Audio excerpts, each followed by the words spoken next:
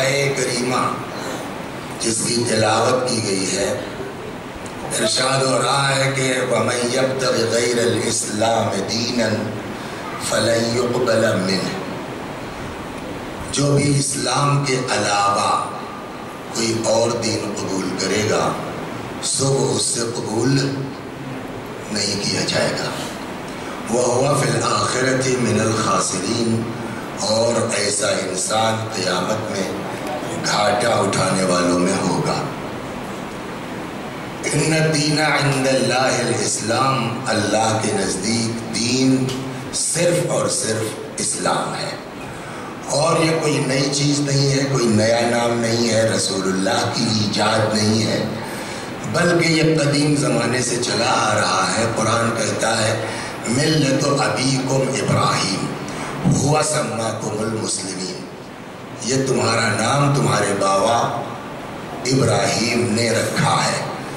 تو یہ کوئی نیا دین نہیں ہے کہ پیغمبر لائے ہیں، شروع سے یہی دین چلا آ رہا ہے، اور خدا کے نزدیک یہی دین اصل دین ہے۔ اس کے علاوہ خدا کسی دین کو دین نہیں سمجھتا۔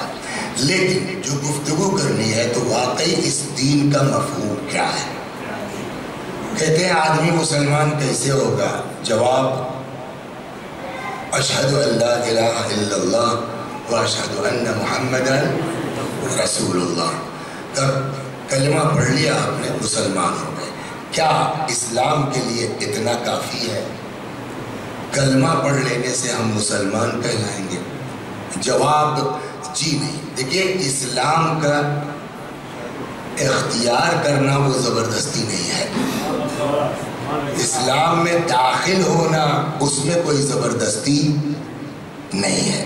آپ کہتے لا اکراہ فی الدین، دین میں کوئی زبردستی نہیں ہے، آپ چاہیے قبول کیجئے، آپ چاہیے قبول نہ کیجئے، آپ کا جو دل چاہے۔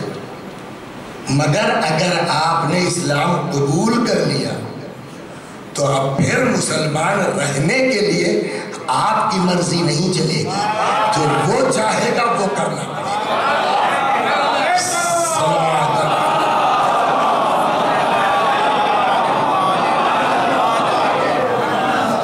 اسلام میں آنے میں کوئی زبردستی نہیں ہے، آئیے نہ آئیے جو لیکن آ گئے تو اب ہمیں جو اچھا لگے وہ اسلام کا حصہ جی نہیں۔ اب وہ جو کہے گا یا اس کے نمائندے جو، حتیٰ کہ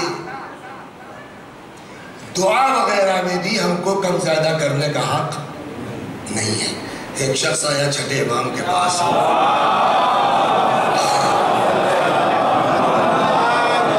اس نے کوئی دعا پوچھی، امام نے کہا کہ پڑھ لو یا مقلب القلوب ثبت قلبی علی دینک۔ وہ تھوڑا بکرا ٹائپ کر رہے ہوں گے جو بھی رہا، انہوں نے اپنی لگایا کہ اگر یوں پڑھ لے مولا یا مقلب القلوب والابصار ثبت قلبی علی دینک، امام نے کہا صحیح ہے، ٹھیک ہے، اچھی بات ہے، لیکن جس مقصد کے تحت تم ہم سے پوچھنے آئے ہو اس میں اتنا ہی پڑھنا ہے، اپنی طرف سے ہم کو کم اور زیادہ کرنے کا اختیار نہیں ہے۔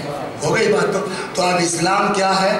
سر تسلیم خم کر دینا حق کے مقابلے میں۔ ایک چیز اور عرض کر دوں کہ ہم جو سمجھتے ہیں کہ صاحب بڑے نمازی ہو گئے، پیشانی پہ سجدے کا نشان پڑ گیا، اب بس حسن صاحب سے بڑا کوئی مومن نہیں ہے۔ کوئی ضروری نہیں ہے کہ آپ نماز پڑھتے ہوں تو مسلمان بھی ہوں۔ میں آپ کو جہاں لے جانا چاہتا ہوں دھیرے دھیرے، اور ساتویں امام کی شہادت ان کی حدیث سے آپ تک پہنچانا، اس کے لیے مقدمہ بنا رہا ہوں۔ صلوات محمد۔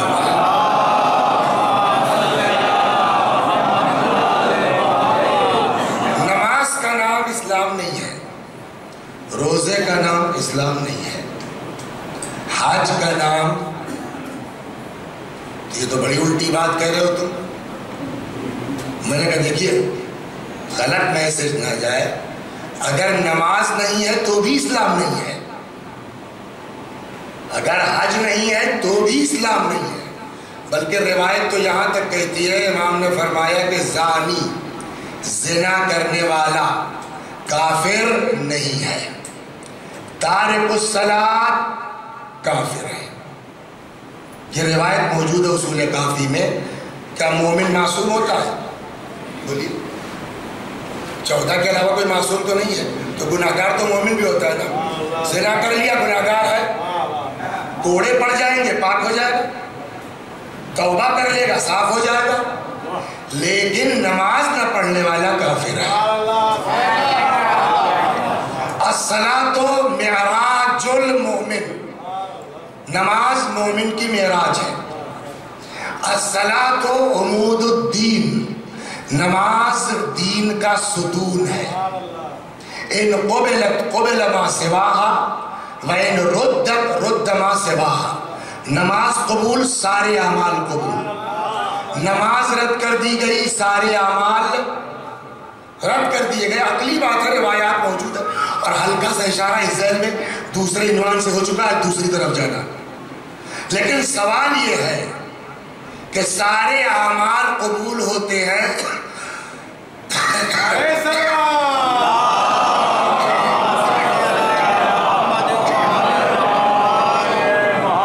سارے اعمال قبول ہوتے ہیں کس بنا پر؟ نماز پر. تو نماز نہیں, نماز خود بخود قبول ہو جائے گی. جو چاہیے کیجیے. آگے کھڑے ہو گئے اللہ اکبر سبحان ربی الاعلی و بحمدہ, نماز قبول. کا وہ جملہ بتاتا ہے کہ اگر نماز قبول تو سب قبول, کہ نماز کا بھی قبول ہونا آسان نہیں ہے.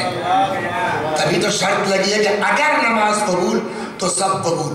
تو اب سوال ہوگا کہ اس کا مطلب نماز کی قبولیت کے لیے بھی کوئی شرط ہے. تو اب سوال یہاں ہوگا کہ جب سارے اعمال کی قبولیت کا دار و مدار نماز پر ہے تو نماز کب قبول ہوتی ہے؟ نماز کس کی قبول ہوتی ہے؟ چنانچہ چھٹے امام نے فرمایا, روایت میں ہے, خیال مت کرو کہ صاحب سجدے کا اکٹھا ہو گیا تو نماز قبول ہو گئی. امام فرماتے ہیں کہ ان اللہ امر بثلاثۃ مقرون بها ثلاثۃ اخرى. اللہ نے 3 چیزوں کا حکم 3 چیزوں سے جوڑ کے دیا ہے. اس طرح سے کہ پہلی چیز قبول, دوسری چیز قبول. پہلی گڑبڑ, دوسری خود بخود گڑبڑ ہو گئی ہے. چنانچہ 28 جگہوں پر قرآن میں یہ ایک ساتھ استعمال ہوا ہے. کیا؟ نمبر 1 امر بالصلاۃ والزکاۃ. اللہ نے نماز کا اور زکوٰۃ کا حکم ایک ساتھ دیا.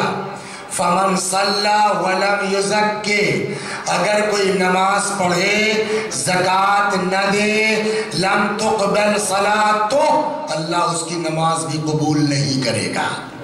تو سارے اعمال قبول ہوتے ہیں کس بنیاد پر؟ اور نماز قبول ہوتی کس بنیاد پر؟ زکوٰۃ کی بنیاد پر.